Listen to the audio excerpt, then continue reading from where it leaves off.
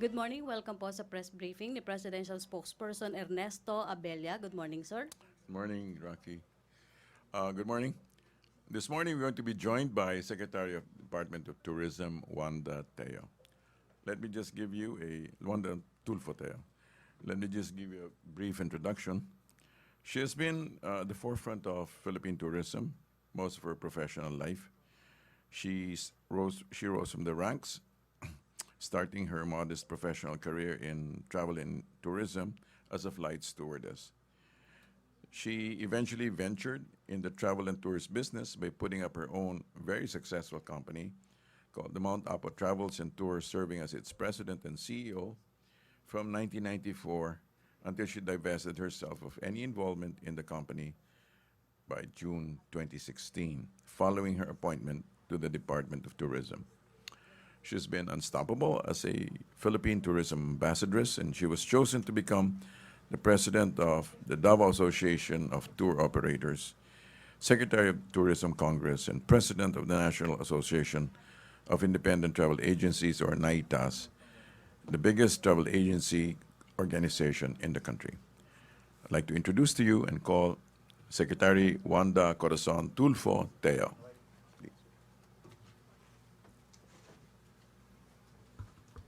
Good afternoon, everybody. Morning, sorry. Good afternoon, everybody. Good morning, everybody. Of course, I believe you have the list of what we've been doing in the department, and I'm here to answer your questions and your concerns about what is it that you would want to know about our department. MPC, question, Pia, Rappler.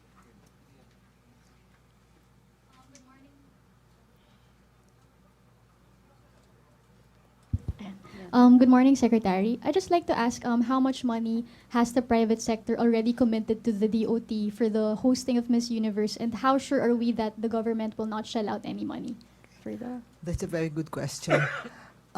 So far, DOT is not going to spend any money, as I have promised the President.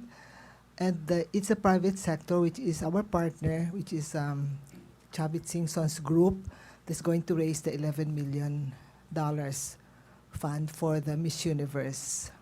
And I'm very sure, I'm 100% sure that the government is not going to spend any money for the Miss Universe. Ma'am, how much money has Mr. Chavit Singson already raised as of today? Would you know? I believe he has already raised half of that, which is the requirement of the Miss Universe, 60%, 50% down payment. Follow-up question about Miss Universe? No more? No more question? Chona Yu, to be followed by Henry Uri and Joseph Morong. Can we have the microphone, please, for Chona, please?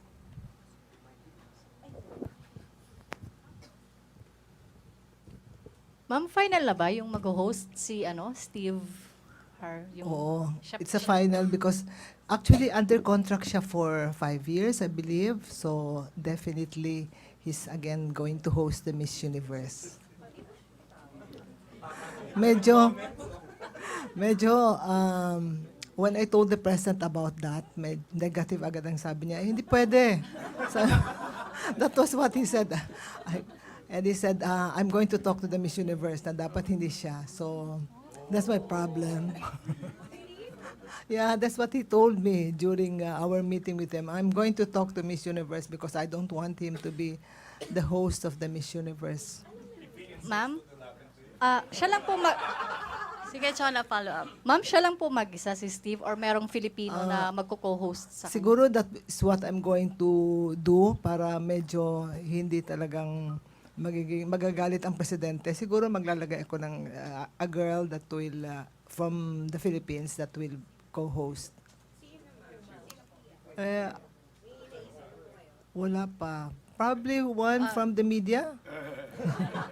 Henry Uri, please.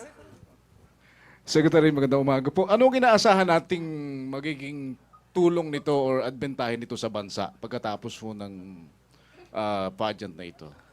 I'm sure that after the Miss Universe, the Philippines will be in the world map. Everybody will be looking at us because during the Miss Universe contest, all the beautiful places, the destinations will be featured. So makikita nila yung Philippines. And the candidates will be going around the country. There are places that we have identified wherein they will be going. So after that, I'm very pretty sure that we will be in the world map after. Apo, yung pagpasok ho ng mga private sector, wala ho silang hiningin kapalit like Chavit Singson and the rest? Wala naman. They're the one that will put out the money. It will share out the money. Joseph Morong? Just staying on the topic, and then there's another one. Can you announce ba the mga cities that are being considered na pupuntahan, and then the main city where the pageant will be held?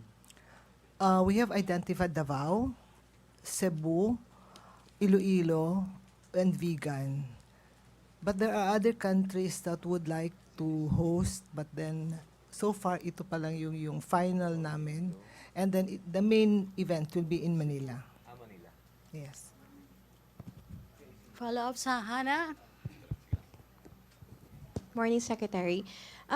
Kino-consider po ba natin, like, kasi sa mga previous hosting ng Philippines, laging nakikita yung mga iba't ibang sayaw ng Pilipinas, pero hindi po masyado showcase yung mga ganda ng sayaw ng mga indigenous people sa Davao, yung mga indak-indak. Are you going to take this opportunity since taga Davao naman kayo na ma-showcase din po yung magagandang sayaw ng Davao, like yung mga magagaling sumayaw sa indak-indak, sa Kadayawan? Yeah, we will consider that. Pia? Ma'am, before si President Duterte was bringing up the issue na yung traffic po ng mga major events in Manila would be one reason why he doesn't want to hold his events here. Didn't he raise the concern na Manila as the main venue of Miss Universe might cause traffic? Kaya nga, di ba, we have transferred the auxiliary events in the provinces para medyo ma-lessen ang traffic dito sa Philippines, sa Manila. That's why we have moved it to the provinces. The main events na lang will be in Manila and it will be at MOA Arena. And then the pre-pageants will be in the hotels, somewhere in that area also. Joseph Morong to be followed by Marlon Ramos, then Raymond Tinasa. Ma'am, may date na ba tayo? Month at least, or if you have the date already. The date is January 30, 2017. But the candidates will start coming in by January 13. 2 weeks, yes. Romardon? Secretary, last night, Senator Alan Peter Queta raised his concern about the effects of the negative effects of the negative perception on the drug war in the tourism industry. Do you share the same concern with Senator Queta? Sa akin naman, actually, when the ambassadors made a courtesy call to my office, the European ambassadors, they also raised this concern. I said, pag hindi naman siguro sila mag-commit ng crime and they were not going to bring drugs here in the Philippines, ba't sila matakot pumunta sa country natin, di ba? Ilan po what's your target for foreign tourist arrivals For this 2016, 6 million. 6 million? For the remaining half po? So far, as of July, kalahati na. So, we will hit the target or even more. Raymond Tinasa? Hi, ma'am. Good afternoon. Ma'am, have we finalized the venue for the coronation night of the Miss Universe? Coronation night. The date, No, the venue. it will be at MOA Arena. Also, have we considered or how do we deal with that alleged threat of the ISIS to the Miss Universe? We're not actually worried about that because the military will take care of that. We've been coordinating. We've been meeting with the National Security Council. Thank you. Ay, last. And how do we go about with some to be considered as eyesores in the Metro Manila? Meron bang kayong planong magpapabakasyon din sa mga kababayan natin, mga street dwellers? I think we're going to do that too, like when we did with the APEC and during the arrival of the Pope when he came over. Thank you, ma'am. JP Bencito and then Chris. Good morning, ma'am. Ma'am, magkano po yung tinitignan natin na revenues or kita ng tourism sector after the Miss Universe hosting next year? We're not focused on the monetary consideration because wala kami makukuhang pera dito because as I said, the private sector will take care of it. It will be the group of Mr. Singson. Ang sa amin na lang is the tourist arrivals, the tourists that will come here after the Miss Universe and during the Miss Universe. Ma'am, on another topic, yung ASEAN po will be hosting next year po. Meron na po ba tayo nakikita na dates or preparations na ginagawa po ng gobyerno? Inaayos pa namin yan. We're working on that. Thank you, ma'am. Chris Jose, microphone. JP, please. Ma'am, balikan ko lang po yung ayaw ni Pangulo kay Mr. Steve Harvey. May binigay po ba siyang specific na reason or simply ayaw niya lang na mag-host si Mr. Harvey? Medyo pabiro eh. When he told me, when I said, Mr. President, the MC will still be Steve Harvey, and he reacted. He said, what? Ayoko yun. That was what he said. I said, but he will really be because he's under contract. He said, yeah, it's okay. I will talk to the organizers. Yun ang sinabi niya. Thank you, ma'am. Maricel Halili, TV5. Hi ma'am, good morning. Ma'am, meron bang preference si Presidente kung sino gusto niyang pumalit kay Steve if ever? Wala siyang sinabi. So I think para to balance, para siya magalit, I'll suggest that we will have somebody from here, probably a media woman to host. And you could be one of them. Baka pwede ikaw, di ba? I'll suggest. Ma'am, on other issue, ma'am, is it true that the Department of Tourism is planning to change the slogan? Yes, definitely. We will change it by next year. Ma'am, meron na ba tayo na slogan in mind na pwedeng ipalit dun sa It's Wala More pa. Fun and We're Independence? working on, we have contacted the advertising company to submit. So probably by mid next year. Ma'am, ano po yung ating consideration in choosing the new slogan? It's more on change. We would like to show them that we have a new Philippines. Follow-up question about Ma'am, Joseph and then Henry. ita-timing nyo ba yun dun sa... Kasi January yung Miss Universe, di ba? I mean, might be a good time to launch a new slogan, just in case. Probably middle of the year. Middle of next year. Next year. Okay. Henry? Secretary, do you have like 5 or 10-point agenda that you would want to achieve before the end of your term? Before the end of my term, I would like to focus, these are the agendas that I would like to focus. Infrastructure development, that is very important to me. The roads and bridges going to the destinations must be improved. We would like to have product development. We would like to develop new destinations. There are some destinations that are underdeveloped, and we would like to focus on promotions. Follow-up, Marlon. Reminder, MPC, we have Secretary Abella. Yes, Presidential Spokesperson Abella. Okay. Secretary, did the President say anything if Steve Harvey insists on hosting the pageant? What would happen to him? Yes. Yun yung problema ko eh. Up to now. Pero seryoso po yung sinabi ng Presidente na he would talk to the organizers. I don't know if he was serious, but when he told me, medyo he was not laughing. So, medyo serious siguro kasi he was not laughing. How about you, ma'am? Would you bring the matter to the pageant Yes, organizers? of course. I will tell them. Benji Liwanag, DCBB. Can we have the microphone? Yeah, thank you. Ma'am, good afternoon. Yes, ma'am. One of the points that you're considering is the security. Right now, may problema tayo somewhere in Mindanao, but not actually in some parts. Did also the Department of Tourism considered the security? Yes, when the group will be, let's say, we will be bringing in 5 candidates in each provinces. So when they go to Davao, the military will take care of it. So every places will have their own security that will take care of the candidates. Okay. Have you received any threat coming from any other group as of right now, validating or something, ma'am? Wala naman.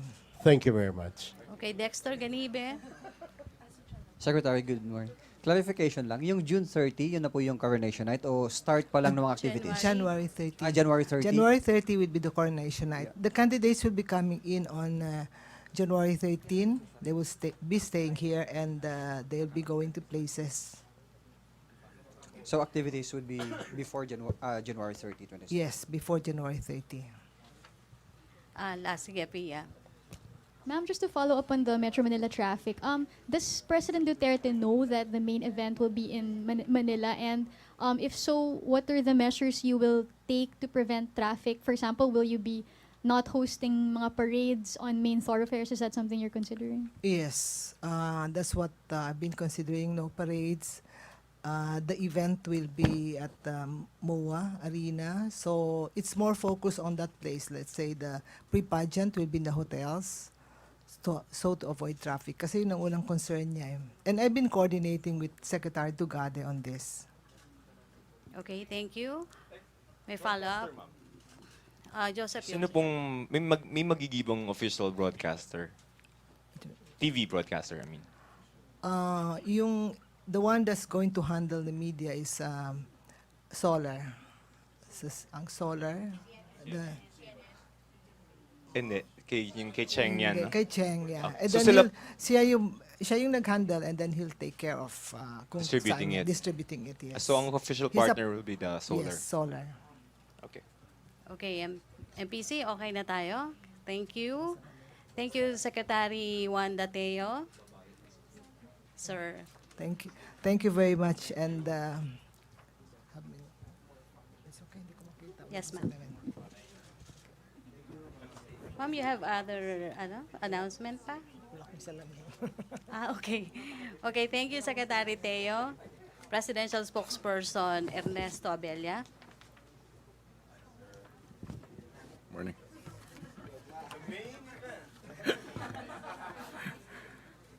Sure about that. All right. Thank you, Secretary Teo. All right.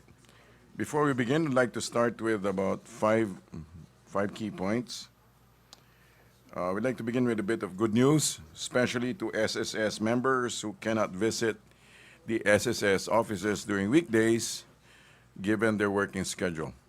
In celebration of their anniversary month, 109 SSS branches will be open on all Saturdays of September to accept loan restructuring program applications. The 109 branches of the Social Security will be open every Saturday from 8 regular office hours, and there will be 43 in the National Capital Region and Metro Manila. 43 branches will be open. In the rest of Luzon, 31 branches will be open. In Central Visayas and Western Visayas, 14 branches will be open, and Mindanao will have 19 branches open. And this will all be open to accepting loan restructuring program applications. The whole of September. Number two, regarding the Libing and Burial, LNMB issue, we're still under subjudice restrictions, so that applies.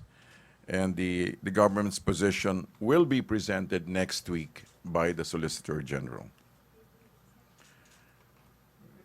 Also, we'd like to refer to Bishop Bacani's statement that drug killings are worse than martial law. First, we just like to refer to the fact that drug killings, again, are not state sanctioned, and that we also have to clearly and carefully make reference to the fact that certain deaths involving policemen may actually be cleansing operations by scalawags in uniform, and that these matters are already under investigation. We'd also like to emphasize the fact that phase one of the campaign against drugs has been successfully implemented, and mainly to create awareness of the depth of the drug menace. That phase two of the campaign is already started with the investigation of police officers involved in illegitimate operations. It is important to note that in less than 100 days, or just about the third month, just under the third month of the Duterte administration, we have already achieved positive results. Regarding martial law, the President himself has again and again stated that he will not invoke that. And in fact, he has not invoked emergency powers in the campaign against the terrorist ASG group. Number 4, regarding the Constitutional Commission,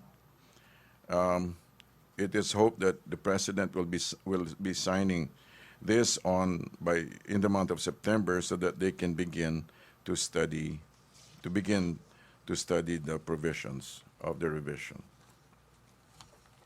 for the revision. And number 5,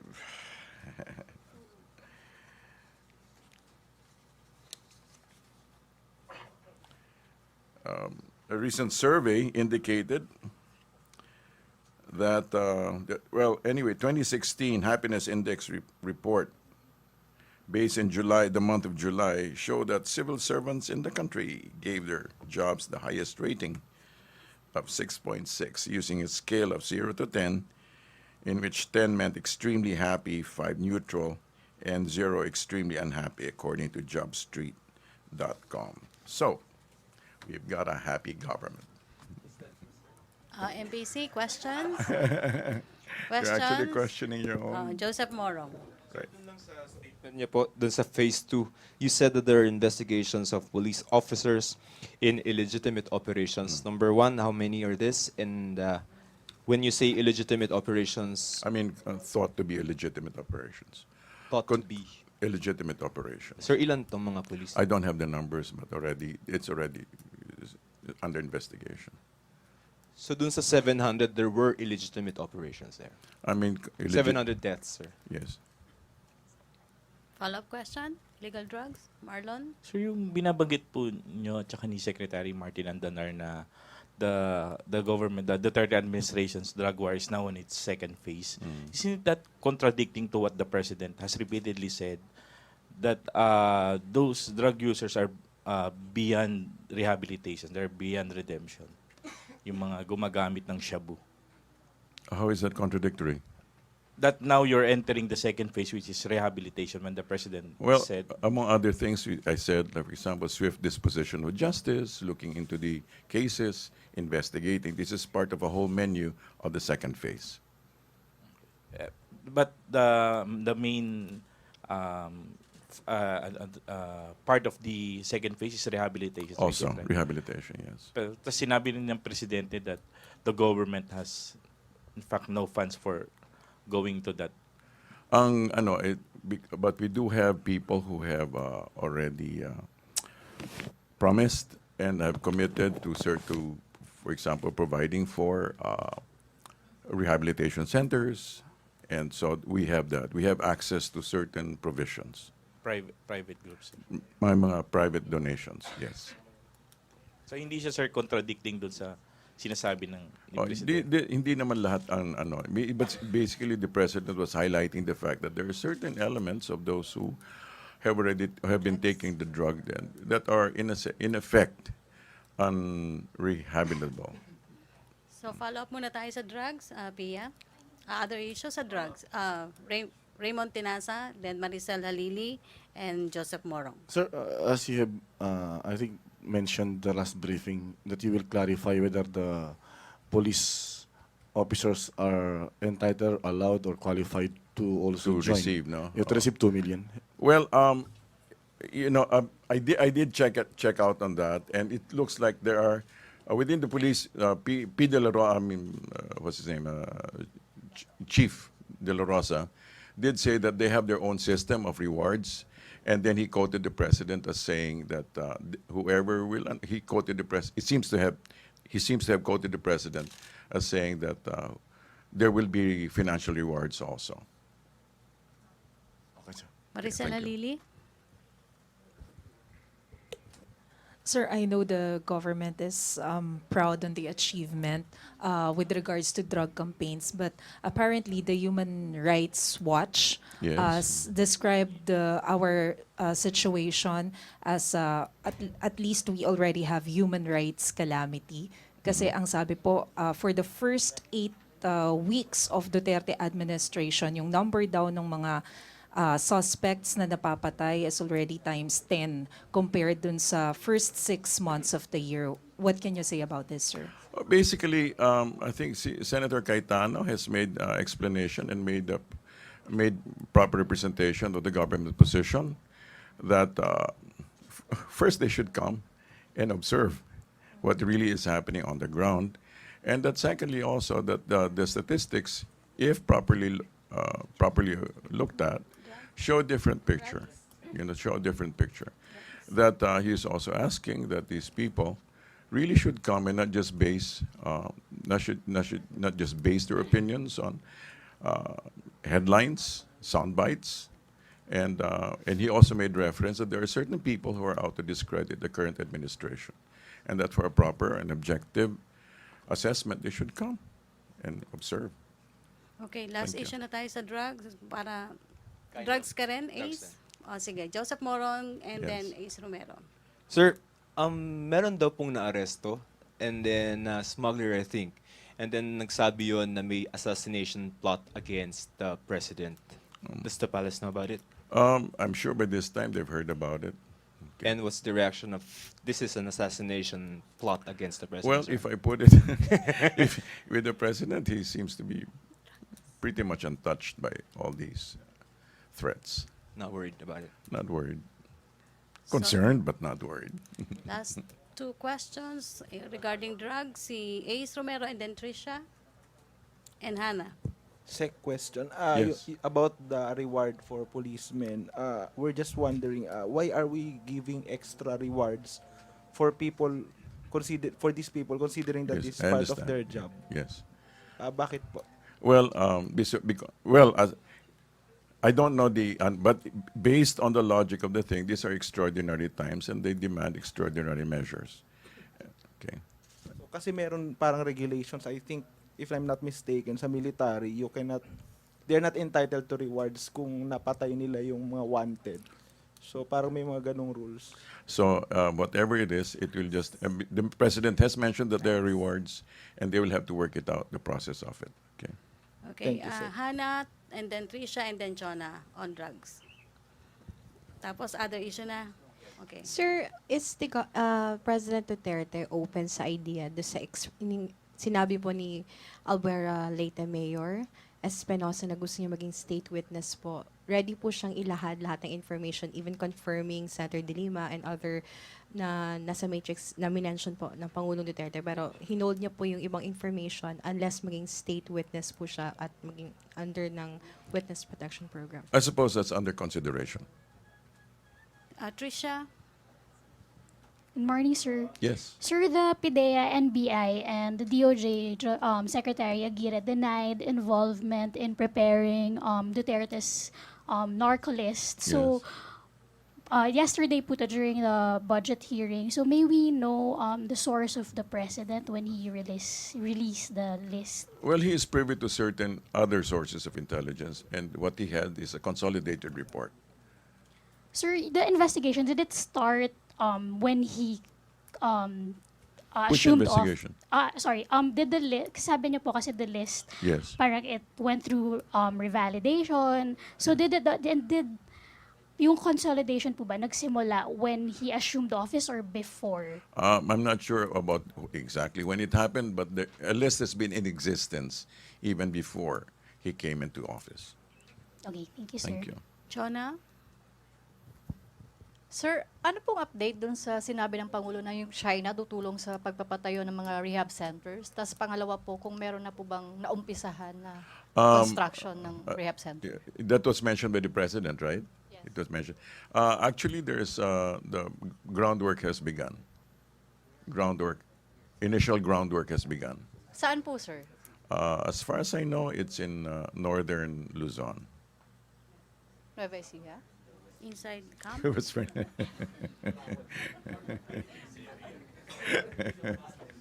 All right. Anybody else? Chona, okay? See? May issue pa tayo about drugs. Question? Benji Liwanag on drugs. Sir, can you update us on the matrix? I don't have any updates on the matrix. Okay. There are also lists that the president is holding right now. Yes, yes. What happened to that? Did the palace or anybody validated the report that the president received, sir? I'm sure they're going through their own processes. Kailan po ilalabas ng Pangulo ito, sir? The president's a very strategic thinker, so it will come out when he believes it's the Now, right time. Second, ipapasok ko na lang, pero it's not related on drug. Pero dun sa mga government na corrupt daw, sir, magkakaroon din siya ng another list. Are you privy about the list? No, the names are very confidential. Okay, thank you very much, sir, again. Opo. On drugs? Naglasa? Sige. Okay, Atento Vera. Sir, related pa rin po to sa drugs. Kasi former Pangasinan Governor Espino released a statement kagabi na he met with President Duterte last Tuesday po ata.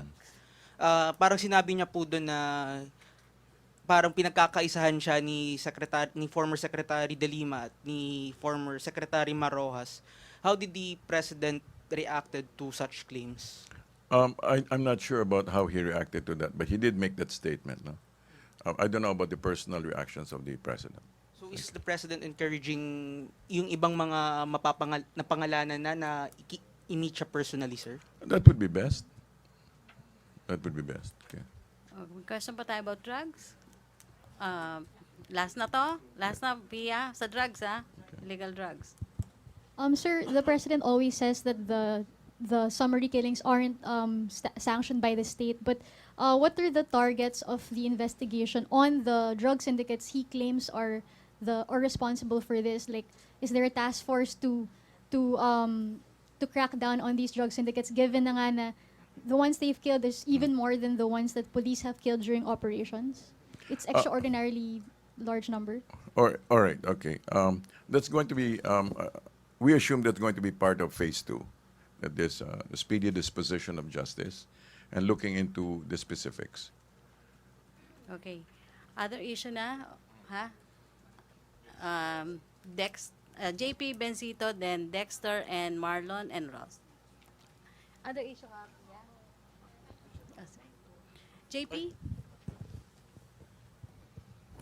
Hi, sir. Good morning. Sir, we know the rationale why the security in Davao, Cebu, and Manila were heightened by the military. Were heightened by the military? There is heightened alert that was raised by the military, sir, on these metropolitan areas. That was quite recently, right? Yes, sir. Right. Excuse me. Considering the activities down south, it's only logical, I believe, and this is my opinion, but it's only logical that security be heightened in the major metropolitan areas outside of Metro Manila.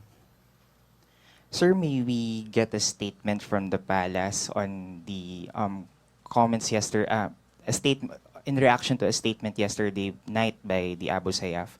They warned the military that they must prepare because the terrorist group, Abu Sayyaf, plans to launch attacks against the military, sir. um, they will test the strength of the soldiers of Duterte. That was the quote, and they will launch attacks against the military. All I can say is that the president is aware of these, and the president is very determined to make sure that the sources of terrorism in the country shall be properly neutralized. Sir, do we have specifics, or do we have steps that will be undertaken in the next few days? Because they promised to start the war starting today, September 1. Well, like you said, heightened security all over metropolitan areas. Aside from that, sir, specifically in Sulu, in Basilan. That would be strategy, and we're not privy to that. Sir, another question. Are the soldiers that were sent by the military, sir, the 7,500 soldiers in Sulu specifically, are they prepared to combat the ASG, sir? We assume so. Okay, thank you, May sir. follow-up question about Abu Sayyaf? May follow-up, no? Other issue tayo? Dexter Ganibe? Sir, other Yes. issues. Can you elaborate yung concerned but not worried on the security ng Pangulo? Well, come again. Doon sa assassination. Assassinate. Well, you know, like if you listen to the president, he eats it for breakfast. You know, you know, he eats threats for breakfast. Meaning to say, it's not something new to him. He has said again and again that he puts his life, his honor, the presidency on the line for his campaign. So it's something that the president, it should give us cause. It's a, you know, you might call it, you know, it's a very heroic stand. It's a very heroic stand. And in that case, because he really understands that there is a call to war, both in several fronts already: war on drugs, war on terrorism, and war on crime.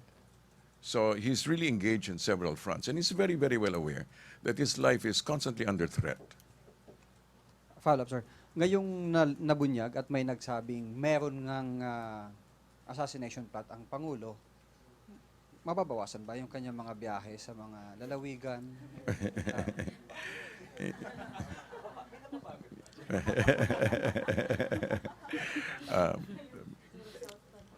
Well, I doubt it. I doubt it. Follow-up about ASG, Ted Vera. ASG ka rin. Hindi po Ted Vera, then Benji Liwanag, and Ross. ASG, Ross? Okay. Ted. Hindi po about ASG, ma'am. Okay. Secretary, Vice Mayor Paulo Duterte also requested for heightened security para sa pamilya nila, sir. Right. So, ibig sabihin po ba, sir, ano po ba yung thoughts ni Presidente naman sa pagprotekta sa pamilya niya naman, sir? The president is very inclusive, and he feels the same way for the people as for his family. So I'm sure he also takes care of his own family. Thank you. Last few, because Secretary Teo is coming back to make a clarificatory statement. Sir. Benji Sir. Liwanag. Okay. Benji Liwanag. Last two. Okay. Okay. On the security, Yes po. meron po ba tayong reports coming from intelligence na meron daw mga foreigners na sumasali na sa Abu Sayyaf? That has been mentioned. That has been mentioned. How true? Right now, are they in Sulu right now? Oh, we don't know about those things. I mean, Or pero in Basilan? these things are mentioned in passing. Okay, so they have a cell here in the Philippines, alive. I don't know about the cell, but Yeah. I don't know about the cell, about who, but it has been made mention that there are foreign-looking people around, as there are many foreign people looking around here. Sir, last three Thank daw. you. Last three si Ross, si Hannah, and Pia. And may dalawa pa, 5. Sorry. Yeah, di ba? Ara- Sandali, we need to give way to Secretary Teo. Okay. Secretary Teo.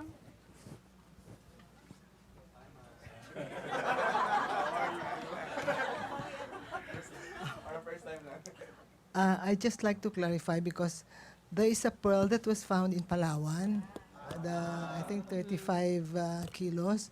I would would request the people in Palawan that's in the office of the mayor to take care of it while we're looking for a gemologist to check on the authenticity of this pearl. And also, I would like to clarify because I think I missed out the Manila eyesore that somebody asked me. Anyway, we will take care of them in a more humane way. Secretary Judy will take care of them. I assure you that. Yes. That's all. Use your microphone. Why MOA, not Araneta? Why Mall of Asia and not Araneta, ma'am? I think MOA is bigger. Okay. Yeah, it's bigger. No. There's no In fact, the political- Miss Universe people already went and checked the area. And they wanted MOA to be the place where the contest. Yeah, sila mismo ang pumunta doon. Okay. Thank you very much for Guys, that, may ma'am. lima pang magtatanong kay Yung- kay Presidential Spokesperson Yung Abella. mga Meron pa vendors. daw question, ma'am. Secretary, yung mga vendors po, yung mga vendors, mga street dwellers, magkakaroon din sila ng excursion? Will they be?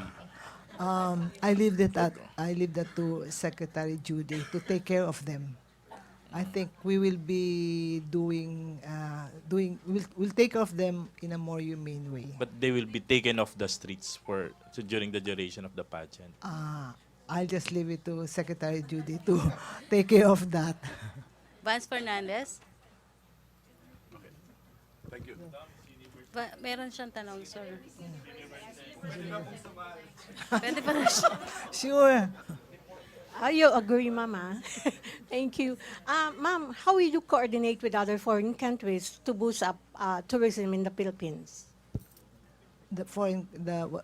How will you coordinate with other foreign countries to boost up tourism in the Philippines? They will be coming in. The candidates will be coming in. So I'm sure the people in the country will take care of them. I've been meeting with the ambassadors.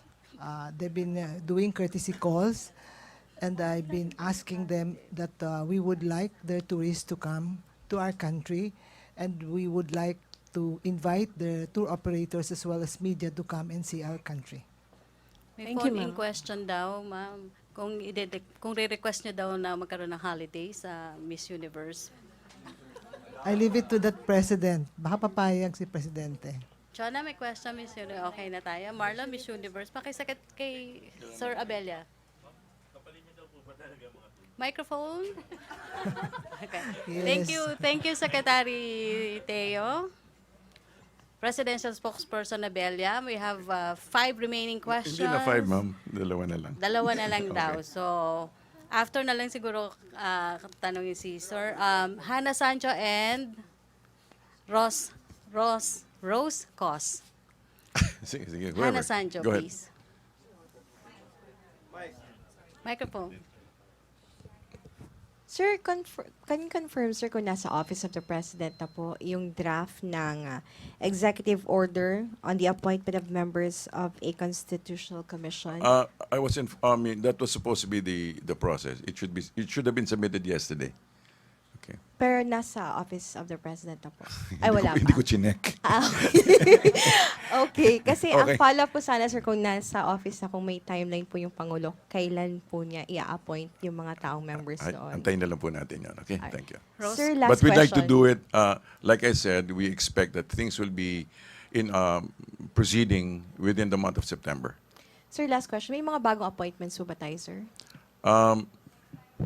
Kasi may mga confirmation, may mga statement na po sila. Right. We'll come up with the complete list either today or tomorrow. Like Terry Ridon, sir, Commission on Urban Poor. Can you confirm po? We'll clarify the entire list by either this afternoon or tomorrow. Thank you, sir. Okay, sir, last question. Lady in blue, Vance Fernandez. Sir, Yes. I'm here. You're there. Kasi you were staring, sir, on your notes. Yes, ma'am. Sir, Who is behind this assassination plot? Do you have any idea? Don't tell me you don't know because you have an intel. The plot thickens. No, I wish I could tell you that, and I'd charge you a fee for that. No, I do not know. Sir, can you Are you sure, sir? Sir, can you accommodate Marlon? You actually doubt my integrity? Sir, No, honestly, because I you're a don't. spokesperson, maybe you could probably say a certain group. I would if I could, but if I did, but I cannot honestly say. And whatever it's worth, whatever I say ought to be fact based, not opinion based. Okay. Yes. Thank you. Bonus question daw, sir, no, pahabol, microphone, please use the microphone. So, Punta sino? ng Indonesia sa presidente, and I think the family of Mary Jane has attempted to talk to someone in the palace just this morning. Ano po yung plano ni presidente? Is he going to meet with Mary Jane in Indonesia? Given the opportunity, I think he will. Okay. Marlon, last na to. Sir, Sir, last na daw. Sir, yung order lang po ni Presidente Duterte Which is? to the police and the military Which is? not to arrest Nur Miswari Yes. if in case he surfaces. Is Yes. it that an order to violate the law? Hindi naman. It's it's not a question of violation because the man is not fleeing anyway. The man is there. He's willing to talk, and they've made arrangements, and they will meet. It's just that it's a strategic move because again and again he says, if should anything happen to the man while he is in our custody, it would really be trouble for us. But sir, we all know that only the courts can either issue or lift arrest warrants. I Or leave not it- just order, for example, the DOJ to file a motion to dismiss the cases against Nur Miswari. I don't think the cases are being dismissed. He's still meeting up. It's just a question of strategic. It's just a strategic choice, tactical choice. I'm sorry, it's the tactical choice. Thank you, sir. Okay, thank you, Presidential Spokesperson Thank you very much. Ernesto Abella. Happy weekend, guys. Thank you, Malacanang Press Corps. Back to our main studio sa Radyo ng Bayan at PTV News.